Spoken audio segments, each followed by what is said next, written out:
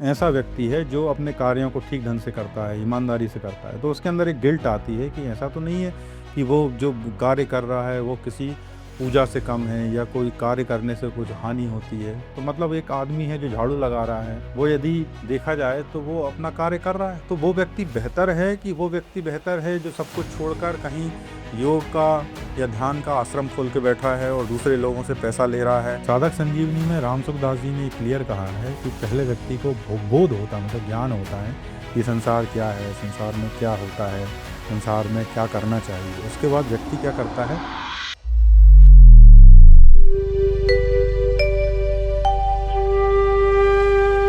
हरे कृष्ण। अध्याय 3 के श्लोक क्रमांक 7 में भगवान कह रहे हैं, यह तु इंद्रियाणि मनसा नियम्य आरभते अर्जुन कर्मेंद्रिय कर्म योगम असक्तः विशिष्यते। दूसरी ओर यदि कोई निष्ठावान व्यक्ति अपने मन के द्वारा कर्मेंद्रियों को वश में करने का प्रयास करता है और बिना किसी आसक्ति के कर्मयोग का प्रारंभ करता है तो वह अति उत्कृष्ट है।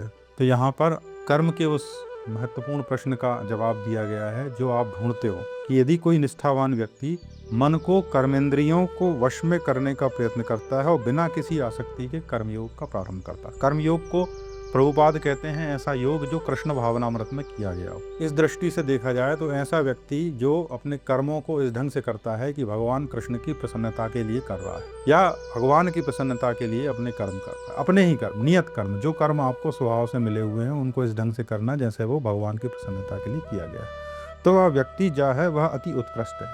तो यहाँ यह कहा गया है कि कोई निष्ठावान व्यक्ति मतलब जो कि ऐसा व्यक्ति है जो अपने कार्यों को ठीक ढंग से करता है, ईमानदारी से करता है, तो उसके अंदर एक गिल्ट आती है कि ऐसा तो नहीं है कि वो जो कार्य कर रहा है वो किसी पूजा से कम है या कोई कार्य करने से कुछ हानि होती है उसको, क्योंकि कर्म करने में उसको कष्ट होता है। वो कष्ट होता है तो कई बार गिल्ट आती है तो वो ऐसा सोचता है कि ऐसा तो नहीं कि मैं संन्यास ले लेता तो बेहतर करता, ऐसा तो नहीं मैं कहीं और चला जाता तो बेहतर करता, तो क्योंकि अपने कष्ट से वो निकलना चाहता। जीवात्मा का स्वभाव होता है कि वो सुख की अवस्था में पहुंचना चाहती, प्रसन्न चित्त होना चाहती। तो प्रसन्न चित्त होने की कामना होती है क्योंकि प्रसन्न चित्तता स्वभाव होता है मनुष्य का और मनुष्य प्रसन्न चित्त ही होना चाहता है। जब वो नहीं हो पाता, उसमें किसी कारण से गिल्ट होती है, आसक्ति होती है, तब क्या भगवान सलाह दे रहे हैं कि आसक्ति से रहित होकर आप कर्म करो और ऐसा कर्म करके बोले आप जो है बेहतर हो। तो मतलब एक आदमी है जो झाड़ू लगा रहा है, वो यदि देखा जाए तो वो अपना कार्य कर रहा है,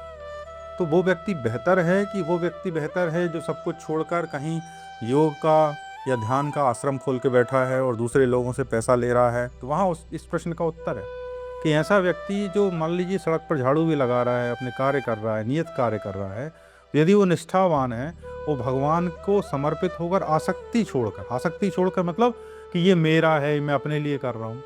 नियत कर्म का मतलब भाई अपनी जीविका है, आप कर रहे हो नियत कर्म, और आप क्योंकि अपना कर्म ही कर रहे हो, उसमें कोई समस्या नहीं है, तो ऐसा कार्य भी उत्कृष्ट है और ऐसा कार्य उस आडंबरपने से बेहतर है। आडंबरपना हम आज बहुत देखते हैं और बहुत लोग, मैं यूट्यूब पर देखता रहता हूँ कि कमेंट्स करते रहते हैं कि देखो अब ये बाबा जी हैं, ये इनका ये बड़ी बड़ी कार है, अब इनका ये है। तो ये आडंबर कई बार होता भी है और कई बार माया के द्वारा आवृत होता है, तो हमें दिखाई भी देता है पर वो होता नहीं है। जैसे कि मान लीजिए प्रेमानंद जी हैं, तो लोग प्रेमानंद जी के ऊपर भी कमेंट करते हैं कि भाई देखो इन्होंने जो है कार, बड़ी बड़ी गाड़ियां हैं, इन गाड़ियों में भी जाते हैं। तो भाई यहाँ पर ये स्थिति है कि प्रेमानंद जी को उन गाड़ियों की कोई आवश्यकता नहीं है, वो तो फटेहाल कपड़ों में भी कई साल से वृंदावन की गलियों में थे।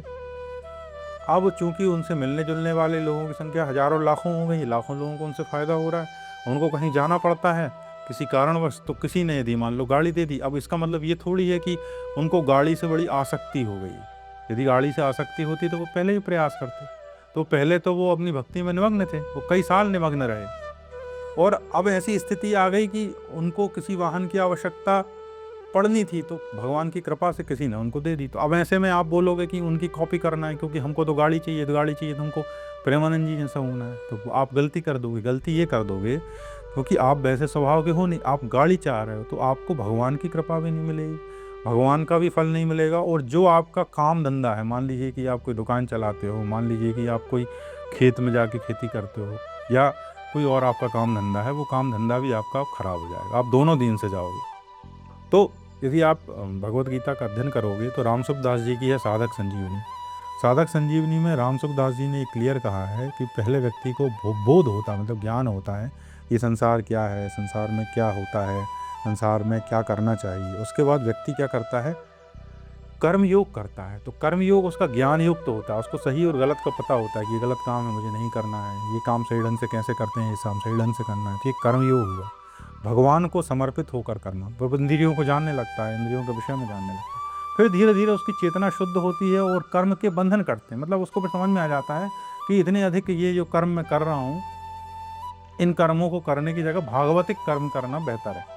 तो फिर वो भगवान की सेवा में धीरे धीरे मुड़ जाता है। तो उसको बोलते हैं भक्ति योग।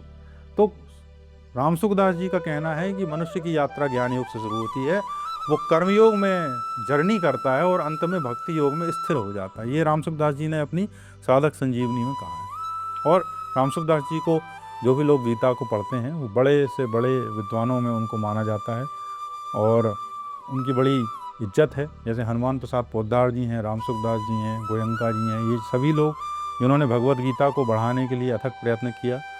गोरखपुर में गीता प्रेस गोरखपुर बनाया और धीरे धीरे उसने कई कठिनाइयाँ झेली और आज गीता प्रेस गोरखपुर दुनिया में अपना स्थान रखता है। आज भी कठिनाई है। अभी अभी मैंने सुना कुछ दिनों पहले कि योगी सरकार ने उनको मदद दी है, कुछ एकड़ ज़मीन दी, 10-11 एकड़ ज़मीन और कुछ अच्छी खासी धनराशि भी दी है, जिससे कि गीता प्रेस गोरखपुर के नवीन भवन का निर्माण हो और गीता प्रेस गोरखपुर में नई प्रेस छपे, नई प्रेस बने और वहाँ पर विकास हो। तो हमारे जो लोग हैं उन्होंने कई तरह से प्रयास किया। ये मिश्रित कर्मयोग भक्ति। तो कर्मयोग जो है राम सुखदास जी की माने तो वो भी कई तरह का होता है। एक तो सकाम कर्म जो हम करते हैं कि हमें फल की कामना है, एक है भक्ति युक्त कर्म, फिर है निष्काम कर्म। निष्काम कर्म मतलब कामना ही नहीं।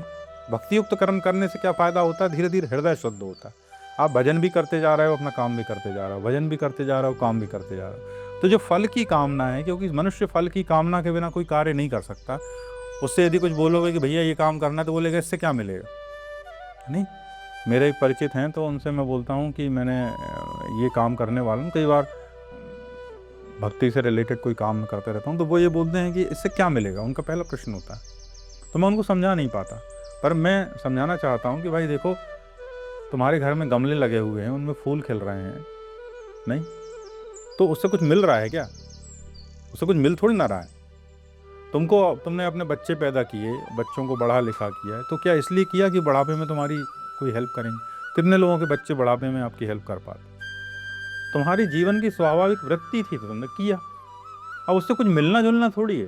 ये मिलने जुलने की जो भाव है, यही होती सकाम इच्छा। तो ये मनुष्य का नेचुरल सॉफ्टवेयर है। हम चाहते हैं कि कुछ चीज़ से हमें कुछ मिले, और जिस चीज़ से हमें कुछ मिलता है हम वही कर्म कर पाते हैं, और जो काम हम नहीं, जिससे हमें कुछ नहीं मिल रहा होता, वो काम हम नहीं कर पाते। तो वही काम जो नहीं मिलने पे भी जारी रहे, उसको बोलते हैं निष्काम कर्म। जैसे मान लीजिए वृक्ष हैं, वृक्ष को फल देने से कुछ नहीं मिल रहा, सूर्य को अपनी ऊर्जा देने से कुछ मिल नहीं रहा है, लेकिन सूर्य अपने कार्य को करता रहता है, वृक्ष अपने कार्य को करते रहते हैं। तो ये हो गई निष्कामता। वो अपना स्वभाव है। ऐसा थोड़ी ना कि वो कभी मान लीजिए कि वो कहेंगे कि अरे हमको तो कोई अप्रिशिएट ही नहीं करता, हमारे आम तो कोई फेसबुक पे नहीं डालता कि आम अच्छे हैं कि नहीं, तो हम आम देना बंद कर रहे हैं। कोई आम बोलता है क्या? कोई अमरूद का वृक्ष बोलता है कि आज से हम अमरूद नहीं देंगे क्योंकि लोग जो है आजकल हमको 50 रुपये किलो की जगह 20 रुपये किलो में ख़रीदा है? कोई अमरूद नहीं बोलता। तो आप बोलोगे अमरूद तो जो है वो तो वृक्ष है, उसमें चेतना नहीं है, लेकिन वो निष्काम है, वो अपना स्वाभाविक वृत्ति से कार्य कर रहा है। मनुष्य में क्या प्रॉब्लम है?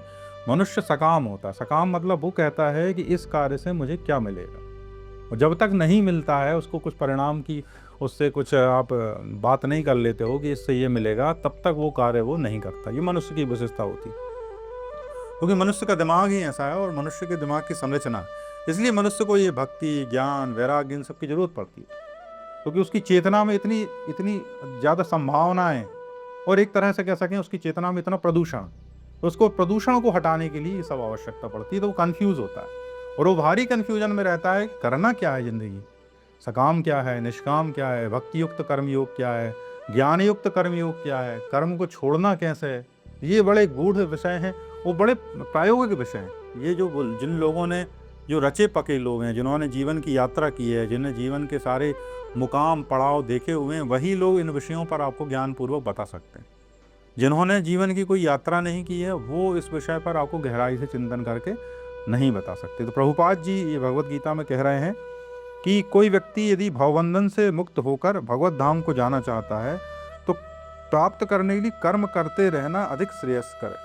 वो ये नहीं कह रहे हैं कि कर्म छोड़ दो, पर वो कह रहे हैं कि यदि लंपट जीवन इंद्रिय सुख के लिए योगी और मिथ्या वेश धारण करते हो तो उससे बेटर है कर्म। क्योंकि ये बड़ी आज के समय में बड़ी विकट स्थिति, बेरोजगारी क्यों है? क्योंकि 140 करोड़ लोग हैं। तो लोग क्या है कि रोजगार के लिए भी लाल कपड़े भगवा वस्त्र धारण कर लेते हैं, क्योंकि इसमें आसानी से रोटी मिल जाती है, 4 लोग इज्जत भी करने लगते हैं, बढ़िया हेल्दी भी रहो, घूमते फिरते रहो। समाज ने सन्यासियों के लिए कई तरह की व्यवस्थाएं की हैं, कई तरह के आश्रम बनाए हैं, तो उन व्यवस्थाओं का उपभोग करो। सरल है, एक जगह कहीं जाके मजदूरी करना, सुबह से शाम तक काम करना कठिन है, उसके बाद भी थोड़े से रुपए मिलते हैं, बड़ी मुश्किल से रोटी आप जलाते हो और कोई इज्जत नहीं करता, चारों तरफ डिसरिस्पेक्ट है। तो उस चक्कर में क्या है, कई लोग सन्यासी का वेश धारण कर लेते हैं, सन्यासी की तरह दिखने लगते हैं, जटाएं बढ़ा लेते हैं। तो उन्हीं के ऊपर कमेंट है कि आप इस तरह के हो जाओ, इससे बेहतर है कि आप कर्मयोग करते हुए अपना जीवन जिएं, इससे भी आप परमात्मा को प्राप्त हो जाएंगे। तो अगले श्लोकों में हम देखते हैं कि और भगवान इस विषय में क्या गहराई से कह रहे हैं, क्योंकि ये बड़ा वैसा विषय है जो सभी लोगों के दिमाग में होता है और लोगों को भ्रमित किया जाता है, बार बार ज्ञान के नाम पर वो भ्रमित होते हैं कि हमें करना क्या है। तो ये श्लोक कर्मयोग का जो अध्याय है, अध्याय 3 बड़ा महत्वपूर्ण है। इवन मैं तो कहता हूँ जो भी लोग गृहस्थ हैं खासकर उनके लिए तो कर्मयोग इतना अधिक महत्वपूर्ण है कि इस अध्याय के आगे पढ़ने की उन्हें आवश्यकता ही नहीं रह जाती। यदि ये अध्याय उनको बार बार चिंतन में आ जाए तो उनके जीवन की जो साधारण समस्याएं हैं, जिन समस्याओं से वो रोज रूबरू होते हैं, उन सारी समस्याओं का उत्तर उन्हें मिल जाता है। धन्यवाद, आपने मुझे सुना, आगे भी मुझे सुनते रहिए। अगले श्लोकों में कर्मयोग के इन गुण प्रश्नों पर भगवान कृष्ण अर्जुन से बात कर रहे हैं। सुनने के लिए बहुत बहुत धन्यवाद। हरे कृष्ण।